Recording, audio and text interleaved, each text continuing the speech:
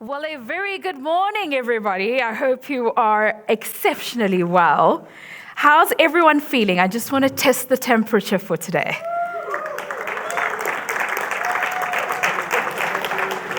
I like it. Yes, you're learning. I like it a lot. Fantastic. So it's really just great to be amongst, global change agents. And each and every time I meet somebody new, I'm just so galvanized about continuing my journey in being a change agent in the world. So I just particularly wanted to take time this morning to thank you all, because I know you're all coming and saying, Thami, you're doing a really great job. I just want you to know that you're all also doing a great job, and it's really fueling my energy. And so, gems, let's continue to indeed push back. Today, we'll delve a little deeper into understanding the values, the traits, and the practices that define a collective leadership framework. An effective leader inspires, they motivate, and foster an environment that encourages shared decision-making, collaboration, and mutual responsibility. This means that we're not on our own. We have to do this together as a group for the action to actually be impactful.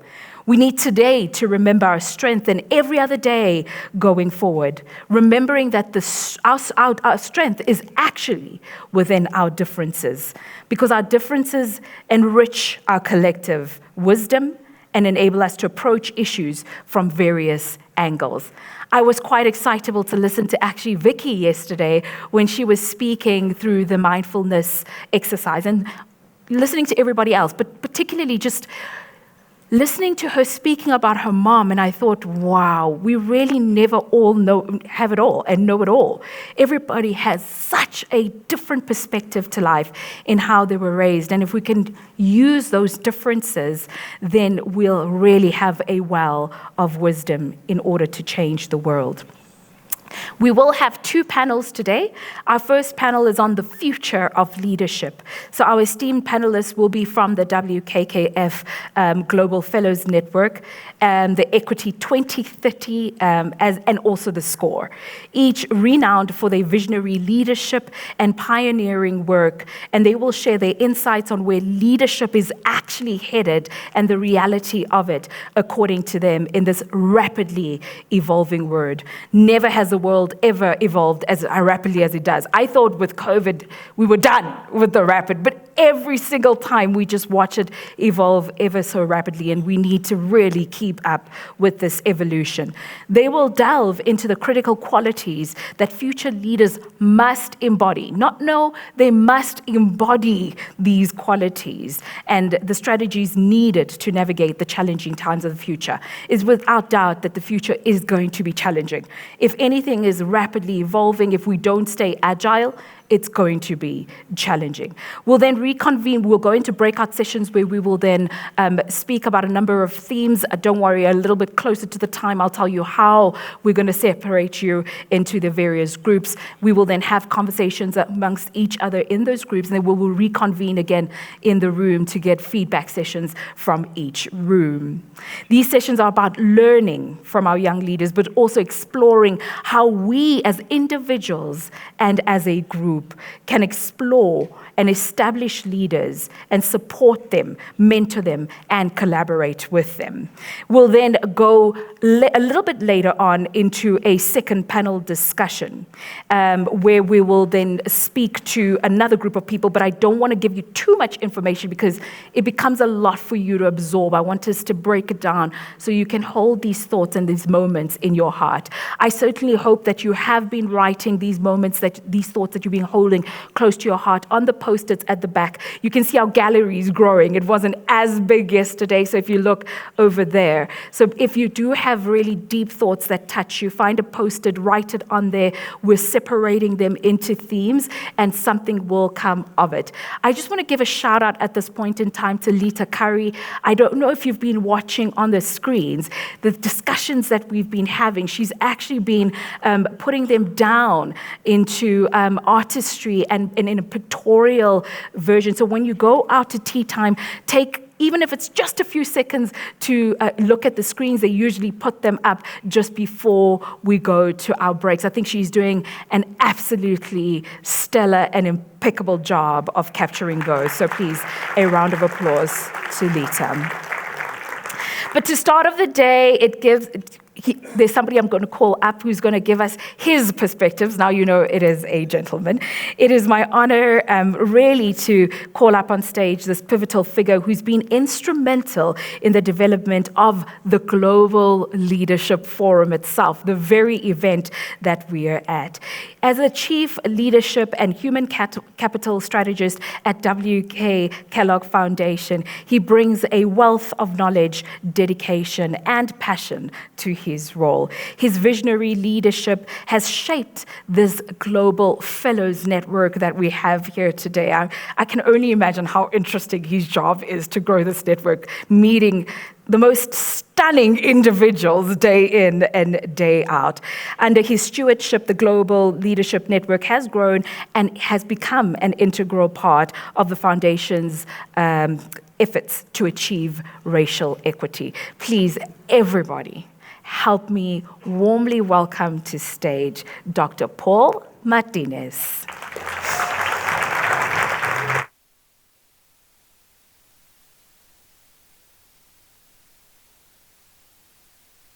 Yeah. Wow, those lights are bright. As she was describing me, I'm like, that's me? Oh, I want to meet that guy. Hola, hello, oi, my friends, mis amigos, meus amigos. That's as far as I can go with translations. Wow, what a great reminder that when I saw that video, the power of connection and the incredible energy that comes from it. And before I get started, I want to do one thing, and this is actually coming from my heart. I would like us to take a moment, and even though we're just at the first 2 days of our time together, I just want us to take a moment to thank the incredible staff of the Indaba. I don't know about you, but when I walked in here on Tuesday, I thought, oh my gosh, a transformed room. If you had been here 2 days before, it was literally a blank canvas. On top of that, just adding all the dimensionality of the services they provided us has just been phenomenal. So if we could, even though they're not in the room, I would love for us to just...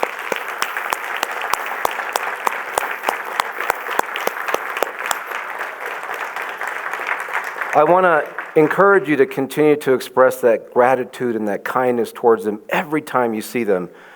And as a son of a father who was a waiter and a head meat cutter, a mother who served as a maid, both who embedded in me a deep, hard work ethic, I think they would be greatly appreciative of that. But tips don't hurt either. You feeling me? All right. Thank you. So thinking about that power of connection, let's take a moment right now just to lean into that energy, that vibe that is within this room. And if you would, just take a moment to connect with people that are around you and literally say to them, I see you, if you're comfortable with that.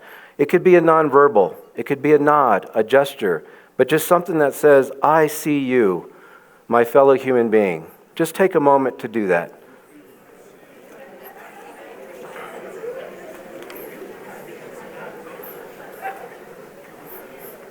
Thank you for doing that. It's through that connectedness and ensuing positive energy that strong, trusting relationships are built. I'm a guy who knows a lot about trust. I've studied it for a decade now. And I know that trust underlies everything we've talked about on this stage over the last few days. It is literally the glue that holds all of that together. And when you build it at a deep, meaningful level, I guarantee you there's nothing we cannot get accomplished when trust is present. And in fact, without trust, there is no truth. We have to get to a level of trust, which allows us to get into bold, sustainable action that can literally transform communities. At the Kellogg Foundation, our leadership development approach is grounded in the legacy of our founder, Will Keith Kellogg, who said, I'll invest my money in people. In the early days of the foundation, working in partnership with everyday local leaders from literally across the globe, Mr. Kellogg developed a formula for change, and that was around cooperative planning, intelligent study, and group action. That blueprint informs our work today. The pillars of connection, collaboration, and action fuel the WK Global Fellows Network, a community of more than 1,100 change agents, thought leaders, influencers from more than 40 countries from around the globe. These people transform systems, policies, and practices, all in the desire to create conditions for thriving children, working families, and equitable communities. This network, like all of our work, is rooted in our commitments to racial equity, racial healing, social justice, authentic community engagement, and developing transformational leaders, what we call our DNA. We believe these values, coupled with shared leadership, can create real, long-lasting change. There's a tribe in East Africa called the Maasai, whose traditional greeting to each other is Kaserian Ngeri. It means, and how are the children? They do not ask each other, how are you, or how was your day? But they'd rather ask about the next generation. I've heard throughout our time together the idea of 7 generations. And we need to be thinking about them, just like the Maasai are. That monitoring the well-being of their children is the best way to determine the future health and prosperity of the entire society. As I was going through the Nelson Mandela Museum, a quote caught my attention that spoke directly to this. When Nelson said, "There can be no keener revelation of a society's soul than the way in which it treats its children." I'm going to repeat that. There can be no keener revelation of a society's soul, the depth of a society, who they really are, than the way in which it treats its children. There's also another saying that I love. It takes a village to raise a child. I know it certainly took a village to raise me. We know it requires all of us. We know it requires intentionality to connect, collaborate, and to get to meaningful and sustainable action to benefit children and our children's children. To do this, we need to deeply understand that context in which our work exists and the importance of seeding hope, which leads to positive thoughts, ideas, and creativity. Then leads us to a positive and courageous feelings, which leads us to courageous and sustainable action. We saw and heard numerous examples of this throughout our time together, even though in some of those occasions it was very brief and short and intermittent. But I tell you what, for me, it was impactful. When I think about the performers, when I think about the Alapella, the young people that came up and shared their story, when I think about Justice Cameron, when I think about Justice Albie Sachs' journey, all of those are going to inspire me for the rest of my life. I will hold them in my heart and in my head and in my gut to know what should I do in this moment when I'm being asked to act. Throughout this week, we have paid witness to this process, and we know it's present within your individual and collective work. We know it's there. Work that, again, requires people to dig deep and find the courage to lead themselves and others to a better way of life. So what do I mean by this notion of context? We've recently had the privilege of working with a gentleman by the name of Peter Block. And if you don't know Peter Block, I encourage you to look up his work. A particular book from Peter Block called Community, The Structure of Belonging. He defines context as an expression of our mental models we bring to our collective efforts. It is a set of beliefs, at times beliefs that we are unaware of. And I know that for a fact in working with leaders from across the globe. Sometimes how we're reacting and how we're showing up is deeply embedded in us, sometimes unconsciously or subconsciously. So how do we get to that and really understand it? Because it's important. Because these beliefs dictate how we think, how we frame the world, how we pay attention, and consequently, how we behave. As we were learning about the history of South Africa, learning about the reason for our SCORE members and the work they're doing and 1,000 Acts of Solidarity, understanding what catalyzes the tremendous efforts of our Racial Equity 2030 grantees. and what motivates the ongoing efforts of our global fellows. What came up into focus for me was violence, pain, trauma. Many people of color experience, along with feelings of being invisible, devalued, marginalized, dehumanized, oppressed, due to intentional systems and structures which create a hierarchy of human value. And in turn, inequities, injustice, all of which are a negative force multiplier when we experience natural or man-made disasters. And there's also that little thing of lack of access and opportunity. These systems and structures also spur on racialized violence, hatred, the othering of others, division. And as I think about and study the history that we are a part of, the historical and ongoing nature of man's inhumanity to man. This slide right here depicts some of those historical and present-day contexts. It depicts images of some of your and our current challenges. Block would say the existing dominant context, as depicted in these images, is that we live in a world of scarcity, competition, and individualism. These pictures representing our current context will impact each of us differently, but they do impact us all now more than ever. As you take these images in, consider what Block says about the context and what it represents. Scarcity means that no matter what, no matter how much we have, it's never enough. Competition means that the world by its very nature is ranked ordered, top to bottom. Individual means that you are on your own. You are on your own. It feeds the myth that we don't need each other, but the reality is that we do need each other, right now more than ever. As I was going through the exhibit of Desmond Tutu, there was a quote that caught my attention. Our desire to consume everything of value, to extract every precious stone, every drop of oil, every creature from the seas known no bounds. This quest for profit subverts our present and our future. There are too many people who are getting better and better at exploiting the environmental heritage which belongs to us all.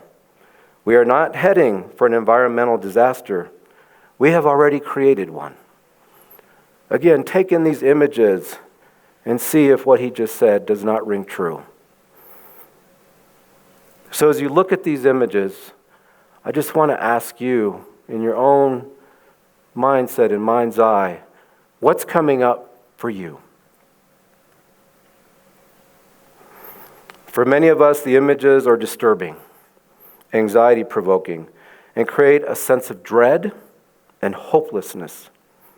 Or worse, they become normalized. We're numb to it as these events and circumstances simply surround us. But Block reminds us, a shift must occur to move us away from this context and create a context and environment that precedes the movement into authentic community.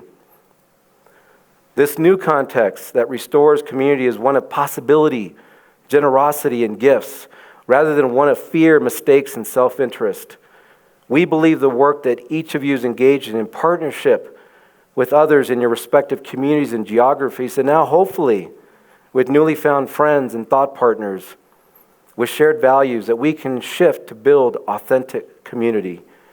These images depict the desired context, which has the characteristics described by Block. We are a community of possibilities, not of problems. We heard this in so many of our panel discussions, and it stood out to me yesterday in the remarks of Antoinette and the panelists who live and breathe and know Soweto, who believe deeply in that community's possibilities. We believe the world currently has all the capacity, gifts, expertise, programs, leaders, wealth required to end unnecessary suffering and create an alternative future. I would just edit that a little bit. We still need leaders developed, Lejeune, just to let you know. But we need leadership. But these images depict many examples And we learn, of course, this week, the overarching work of SCORE. I'm sorry, guys, that work blew me away, what they are doing out there in the world. I want to give SCORE a round of applause.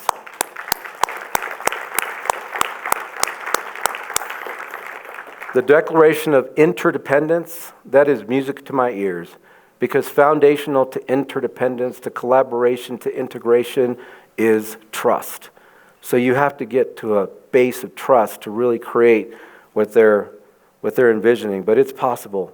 Same with our RE 2030 grantees. Let's give them a round of applause. As I was taking in that Communities United presentation, I took it in a couple times, once in Chicago and now here in this forum.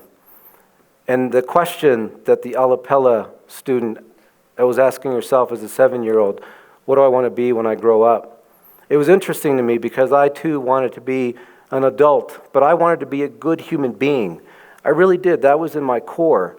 And I remember as the world progressed, as time progressed, feeling less and less of a good human being.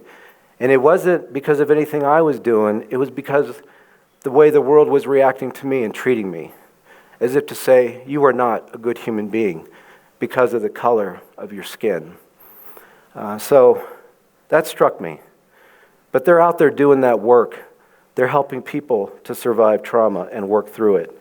I want to also give a shout out to, you see in this image, Salzburg Global Seminars, who brings leaders from around the world together and thinks about solving complex opportunities. And if you haven't met Ben and his team, I'd encourage you to find them and just have a conversation. They will blow you away.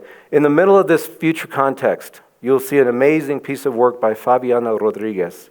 It represents diverse individuals stepping into their leadership, lifting up others and sharing their skills, talents, gifts, that which gives them meaning and purpose in the service of communities across the globe. It represents the power of collective leadership and reminds us that each of us individually, each of us, but everybody that you encounter in the world, every person that you see in the world, we all possess those skills, talents, gifts, capabilities, and we all hold that piece of the puzzle to solve the most complex issues, or rather opportunities we're facing in this world. We also agree with Peter Block's assertion about the type of leadership that will be necessary to create the future context. It will be leadership that designs experiences for others. It designs experiences for others that are in themselves examples of our desired future. These experiences that are designed in a way that relatedness, accountability, and commitment are at every moment available, experienced, and demonstrated. It is the human connection. Consider the experiences you've had throughout your time here in South Africa. You have been generating, and I believe we've been in the spirit of human connection. David Isaacs of the World Cafe calls it relational leadership. We refer to it as collective leadership or leadership as a social process. Block also notes the concept of leadership means that in addition to embracing their own humanity, which is the work of every person, the core task of leaders is to create the conditions for civic and institutional engagement. In this respect, Block aligns with the Kellogg Foundation's belief that leaders who fully live into leading with a racial equity, racial healing, social justice, and community engagement lens can craft the conditions for thriving children, working families, and equitable communities. We hope your experiences over the last 4 days has brought you into the space of relational leadership by one, just simply connecting with each other, understanding each other's work at a deeper level. And I've also seen the second one around being collaborative, being in thought partnership about what might be possible. I had a great conversation with a fellow of ours, Gary Apple. Gary, you're out there in the audience. And Gary was telling me that you guys, some people have been having discussions, likely all of you, around what do we do with this? How do we utilize this incredible connection that we have, this global connection? I would ask you to take it down several notches and start with one person, make a meaningful connection with one person, because guess what? You have a network, they have a network. You have similar interests, they have similar interests. And then start to think about the ecosystem in which all this resides. Who else do we need in the conversation that can inform us? Who are those people? Might they be in this room? Can we connect with them next? It will build organically, trust me. And you know this. This is the work that you do. So don't make it huge where it's unattainable. Start simple, but it's the starting that matters. It's also important to recognize these images create a sense of hope and optimism that are desperately needed for our current and future generation, especially given the previous images, which represent for many in the dominant culture. That's just the way it is. When we think about hope, a quote from futurist Bob Johansen really brings these points home. In his book, The New Leadership Literacies, Bob says very clearly, over the next decade, the biggest negative disruptors will be young people who are hopeless and connected. And think about all the ways in which young people are currently connected. He also goes on to say, the biggest positive disruptor are young people who are connected and hopeful. The key variable will be the degree of hope young people experience. Leaders in the future will be in the seeding hope business, planting seeds of hope, whether they like it or not.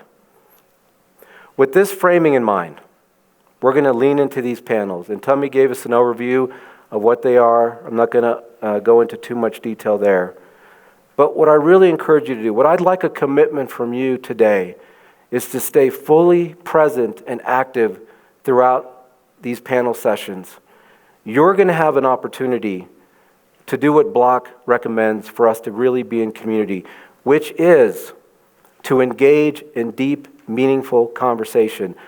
What we're doing today is simply the start. It's a catalyst. It's taking in everything you've had experience over the past few days and having a conversation and exchange. It's going to be facilitated, so you're not going to be on your own. We'll guide you through that. But we encourage you to be fully present, fully proximate, fully leaning in. Can I get that commitment by a round of applause?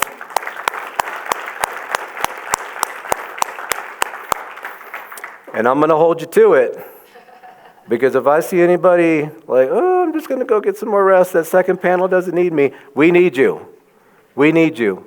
And as Thami said, something really special is going to happen in panel 2, and it matters in this room because it goes to intergenerational connections that we must obtain, maintain, and build.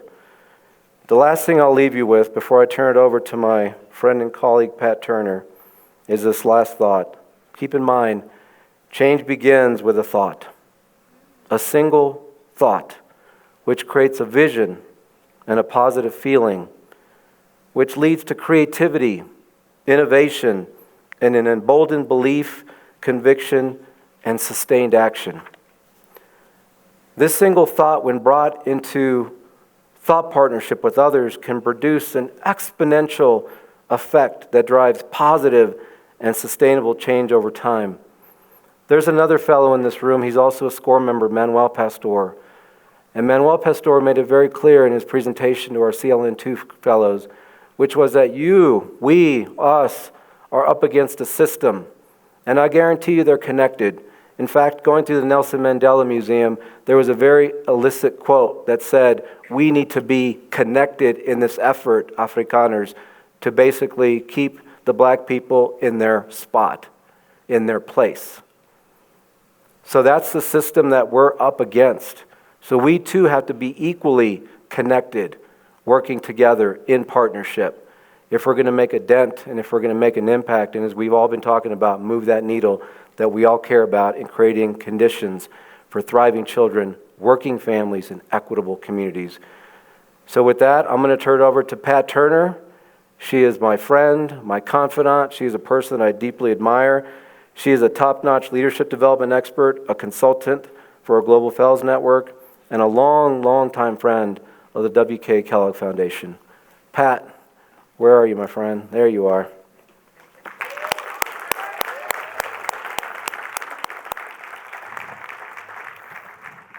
Do I go up now?